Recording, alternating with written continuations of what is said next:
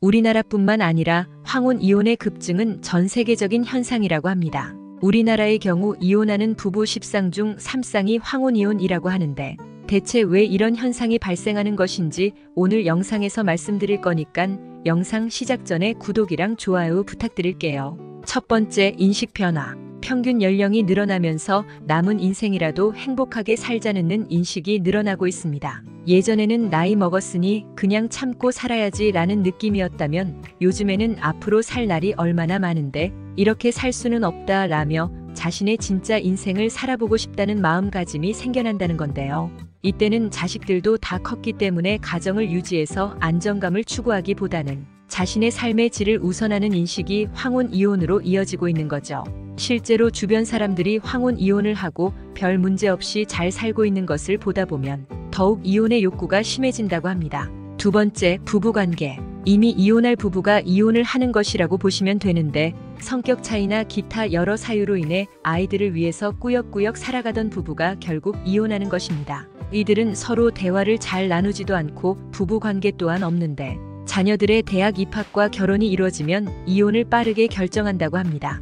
애초에 준비가 되어 있었던 거죠. 세 번째, 폭언 폭행. 대체로 결혼 초기부터 아이들이 클 때까지 반복된다고 하는데 어느 정도 시간이 지나면서 폭행은 중단될 수 있지만 기억은 영원히 사라지지 않는다고 합니다. 폭행과 폭언의 피해자인 아내는 이 모든 기억을 가지고 있기에 황혼 이혼에 대한 인식이 변한 최근에는 조금 더 쉽게 이혼을 선택하는 것 같습니다. 어찌 보면 당연한 거죠. 네 번째, 불륜. 결혼을 했지만 30년, 40년을 서로만 보기엔 이미 질렸을까요?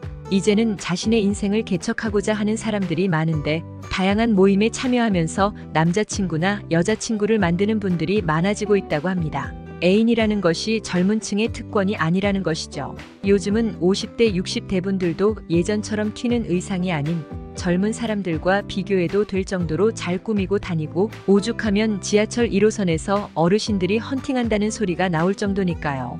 이러한 당당함을 과거에는 찾아볼 수가 없었는데 사랑과 인생에 대한 관심이 높아짐에 따라 이것이 불륜이라는 형태로 나타난 것 같습니다.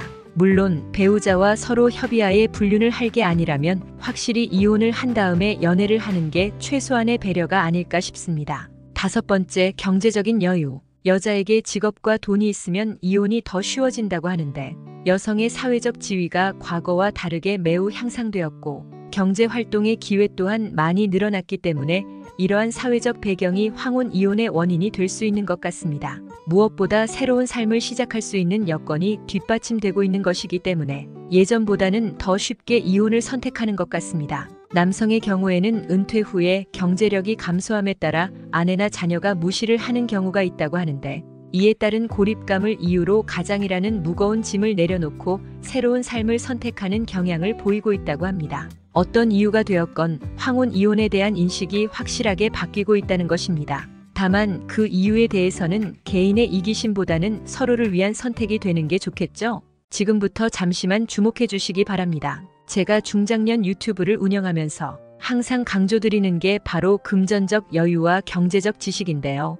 행복한 노후, 황혼 연애 등 사람들과의 관계와 노후에 대한 자신감이 바로 주식, 부동산, 재테크 등의 경제 지식과 금전적 여유부터 시작한다는 걸 아시나요? 노후에 대한 준비가 어려운 요즘 사회에서 살다 보면 집에만 계속 있게 되고 취미 생활은커녕 사람들도 만나지 못하고 연애할 형편조차 되지 않아 계속 고독스러운 채로 남은 생을 보내야 하나 걱정이 들게 됩니다. 하지만 경제적 여유가 있는 중장년층들은 운동을 하고 치장을 하고 철저한 자기 관리를 할 수 있는 여유가 있고 꺼릴 것이 없는 나이여서 편한 만남을 할 수 있기에 신체적 건강도 그렇고 마음의 건강까지 챙길 수 있기 때문인데요.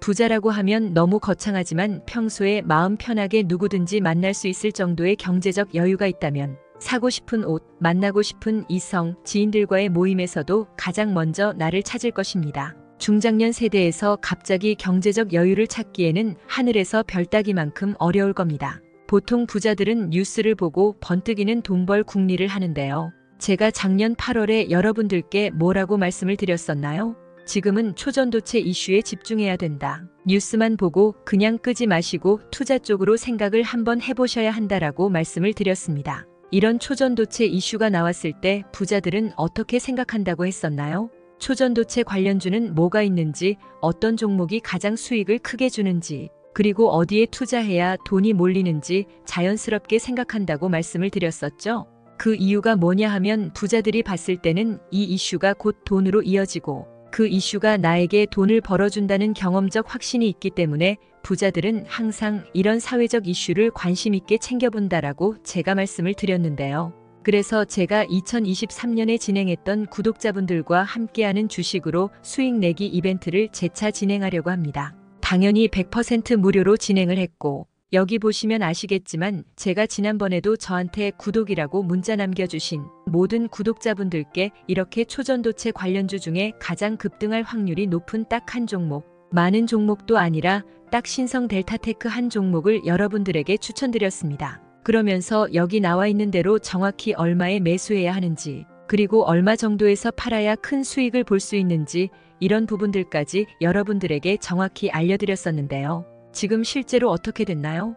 오른쪽을 보면 아시겠지만 제가 7월 말에 문자로 이 신성 델타테크를 소개해드리고 나서 실제로 이렇게 주가가 10배 이상의 급등이 나왔습니다. 그래서 당시에도 굉장히 많은 분들이 제가 드린 이 종목으로 수익을 내실 수가 있었을 텐데요.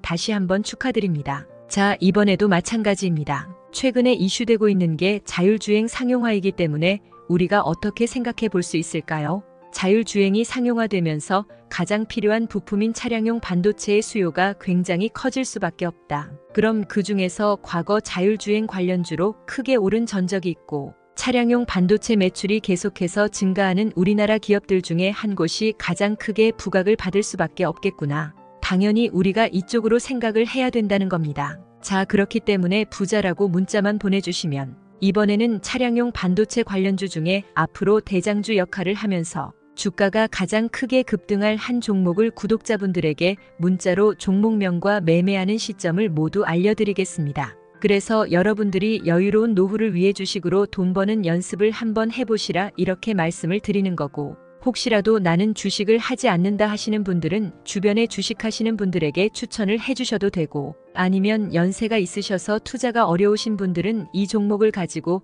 자녀분들에게 한번 사봐라, 이걸로 한번 수익을 내봐라, 이렇게 조언을 해주실 수도 있는 거겠죠.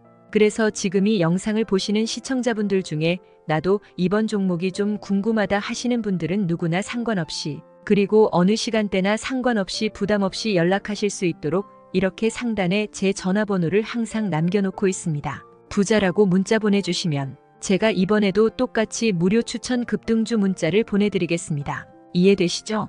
제 전화번호 010-4817-6890 번호로 부자라고 보내주시면 여러분들이 직접 건강한 노후를 위해서 돈 버는 연습을 해보실 수가 있는 거고, 제가 돈을 받는 것도 아니고 투자를 대신해 드리는 것도 아니니까 부담 없이 신청하시면 되는 겁니다. 그리고 수익이 나면 저는 다른 것은 바라지 않습니다. 채널의 구독, 좋아요 한 번씩만 눌러주시라 이렇게 다시 한번 말씀을 드리겠습니다.